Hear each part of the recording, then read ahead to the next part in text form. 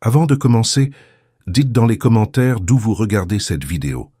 Maintenant, respirez profondément, car cette histoire commence de façon simple, mais elle change des destins pour toujours. Isabelle Romero poussait le chariot de ménage dans le couloir silencieux de l'immeuble d'entreprise Torres Group, en plein centre de Valence. L'horloge marquait 18h40 et la plupart des cadres étaient déjà partis. Pour elle, c'était l'horaire idéal. Moins de regards, moins de questions, moins de jugements. Le bruit de ses pas résonnait sur le sol en marbre pendant qu'elle organisait mentalement la liste des salles qu'il lui restait encore à nettoyer avant la fin de son service. Elle travaillait là depuis presque 1 an. Toujours discrète, toujours efficace. Peu de gens connaissaient son nom.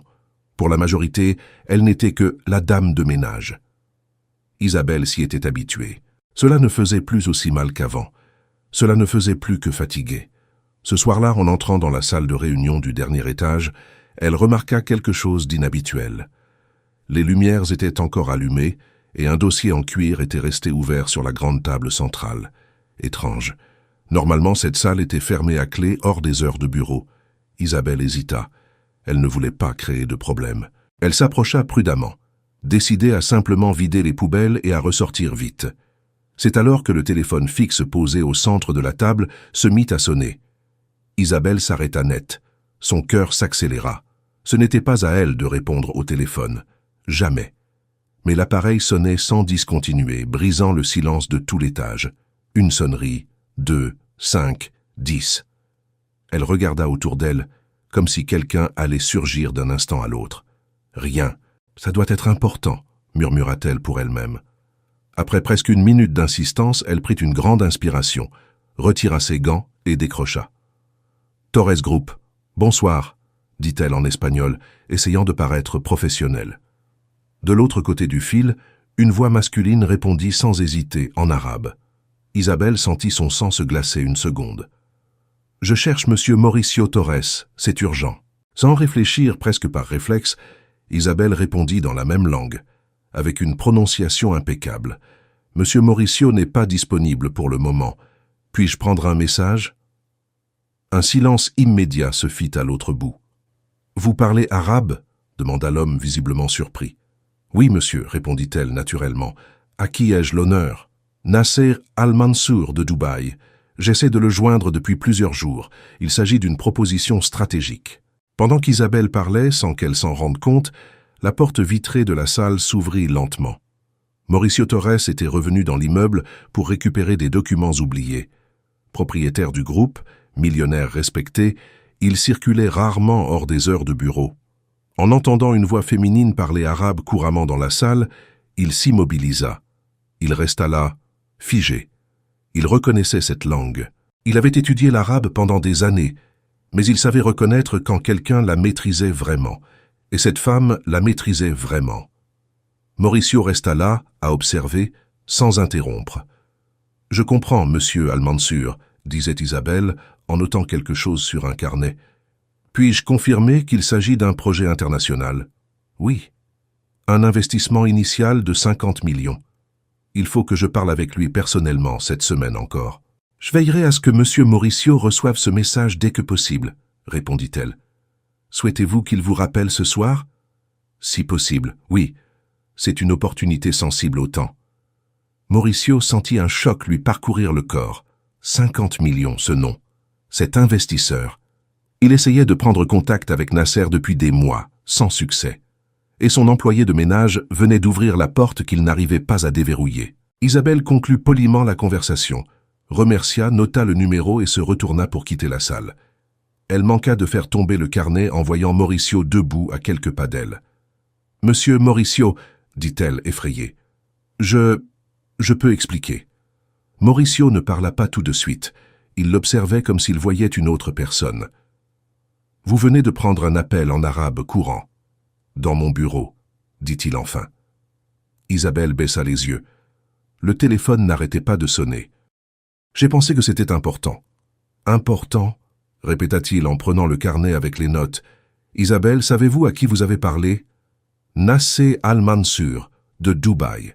Il a dit qu'il avait un projet de 50 millions et qu'il devait vous parler d'urgence. » Mauricio inspira profondément. « Depuis quand parlez-vous arabe à ce niveau? J'ai étudié, répondit-elle simplement. Où? À l'université. Il fronça les sourcils. Et vous travaillez ici comme femme de ménage? Isabelle hocha la tête, avec un sourire contenu qui portait plus d'histoire qu'il ne pouvait imaginer. J'ai besoin que vous restiez, dit Mauricio soudainement. Je vais rappeler tout de suite. Elle se figea. J'ai fait quelque chose de mal. Au contraire, répondit-il en composant déjà le numéro. Vous avez fait quelque chose qu'aucun de mes cadres n'a réussi à faire en plusieurs mois. Mauricio entama la conversation en arabe. Nasser répondit immédiatement, enthousiaste. Pendant l'appel, il félicita l'assistante qui l'avait pris plus tôt. Mauricio corrigea un peu gêné, mais Nasser insista pour rencontrer personnellement la personne en question le lendemain. Quand il raccrocha, Mauricio regarda Isabelle avec une expression nouvelle. « Il veut que vous soyez présente demain, comme mon assistante. »« Moi ?» dit-elle en se désignant. « Monsieur, je suis de ménage. »« Plus ce soir, répondit-il. Demain, vous venez avec moi. » Isabelle sentit le sol se dérober sous ses pieds. « Monsieur Mauricio, je n'ai pas de tenue, pas d'expérience, Vous avez quelque chose de bien plus rare, l'interrompit-il. Vous avez de la compétence, et j'ai été assez aveugle pour ne pas le voir. » Le silence qui suivit fut lourd mais chargé de changement. Isabelle serra fort le carnet. « Si c'est un test, je promets de donner le meilleur de moi-même. » Mauricio sourit pour la première fois de la soirée. « Ce n'est pas un test, Isabelle, c'est une opportunité. Pour nous deux. » Elle ne le savait pas encore, mais cet appel allait tout changer. Son travail, sa vie et la façon dont ce millionnaire voyait le monde. Isabelle ne dormit presque pas cette nuit-là. Chaque fois qu'elle fermait les yeux, elle revoyait la salle de réunion, le téléphone qui sonne, la voix en arabe de l'autre côté et le regard attentif de Mauricio quand il comprit qui elle était vraiment. Elle se leva avant le réveil, prépara un café simple et resta assise à la table de la cuisine à regarder ses mains. Les marques du travail manuel y étaient encore. Il était difficile de croire que, quelques heures plus tard, elle serait assise à une table où des décisions de plusieurs millions seraient de prise. Le portable vibra à 9 heures précises. « Isabelle, c'est moi, Mauricio », dit la voix ferme mais différente, moins distante. « Une voiture viendra vous chercher dans 30 minutes. Avant la réunion, nous allons régler quelques détails. »« D'accord », répondit-elle en avalant son anxiété. « Je serai prête. » Quand la voiture s'arrêta devant l'immeuble modeste où vivait Isabelle, elle sentit le poids symbolique de cet instant. Elle n'était jamais montée dans un véhicule pareil. Le chauffeur lui ouvrit la porte avec respect, comme si elle était quelqu'un d'important. Cela la déstabilisa plus que n'importe quelle réunion. Mauricio l'attendait devant une boutique élégante du centre de Valence. Il portait un costume sombre impeccable, mais son visage était agité. « Bonjour, dit-il. Vous avez bien dormi ?»« Presque pas, répondit-elle sincèrement. « Excellent signe. Les gens qui ne dorment pas sont ceux qui se soucient, commenta-t-il avec un demi-sourire. Ils entrèrent dans la boutique. Isabelle sentit immédiatement les regards. Pas de curiosité, mais de jugement. Elle connaissait ce regard. C'était le même que lors des entretiens qui n'aboutissaient jamais. Mauricio le remarqua. « Aujourd'hui, vous n'avez rien à prouver à personne, » dit-il à voix basse. « Soyez simplement qui vous êtes. » Elle inspira profondément. Après quelques minutes, ils choisirent un ensemble sobre et élégant qui dégageait de l'autorité sans excès. Isabelle se regarda dans le miroir et se reconnut à peine.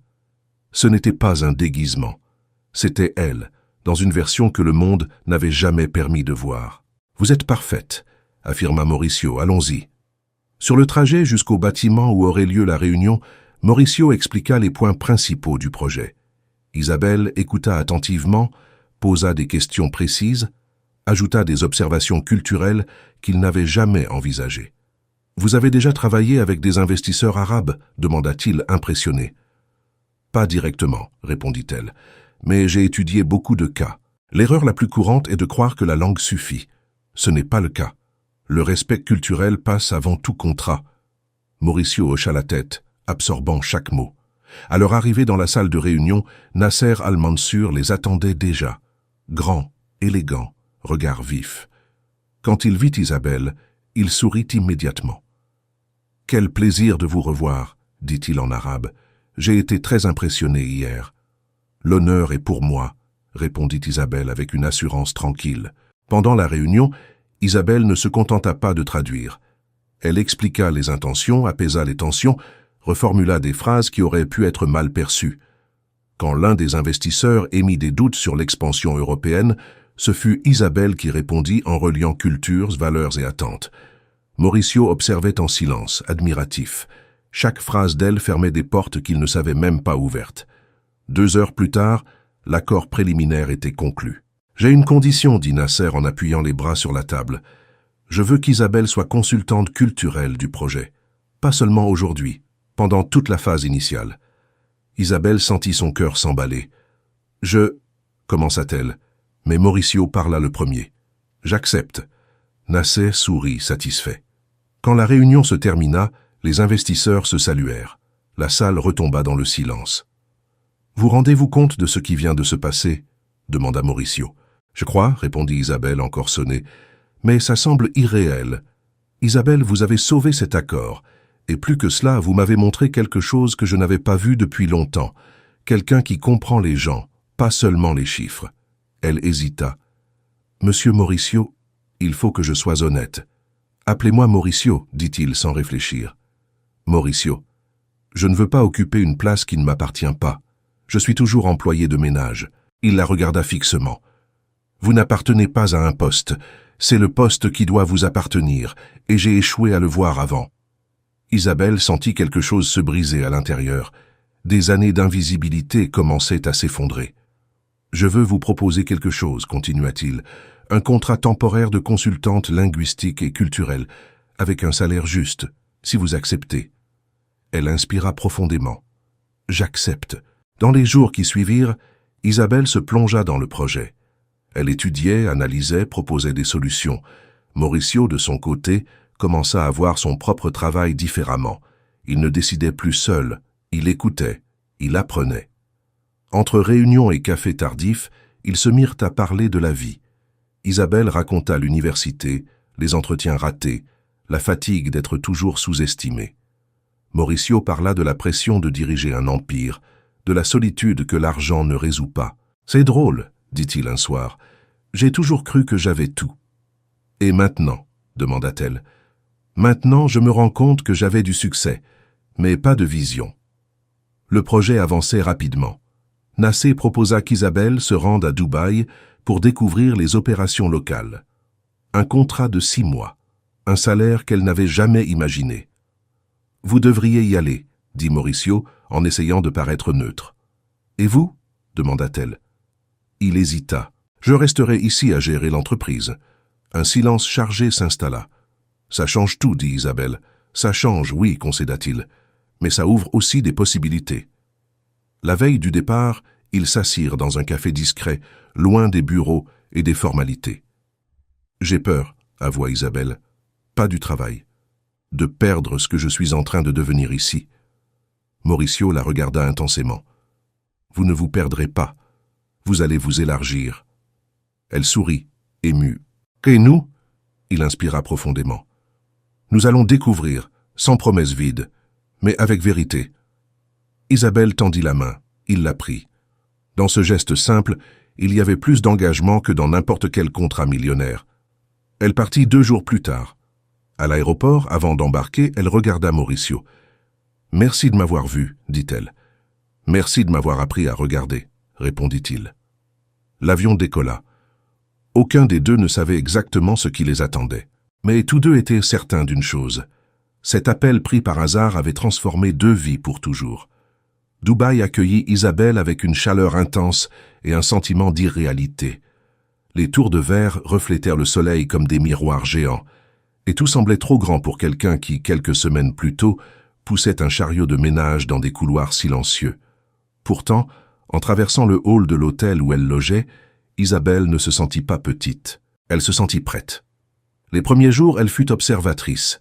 Elle écoutait plus qu'elle ne parlait, analysait les gestes, les pauses, les silences. Nasser la présenta comme consultante culturelle du projet européen, et il devint vite évident que sa présence n'était pas décorative.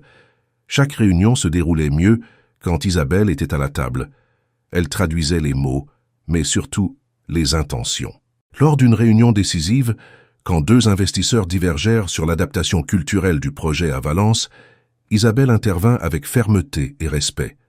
Elle expliqua comment le concept pouvait honorer les traditions arabes sans éloigner le public européen en citant des exemples historiques, des références architecturales et des valeurs communes. À la fin, la salle était silencieuse.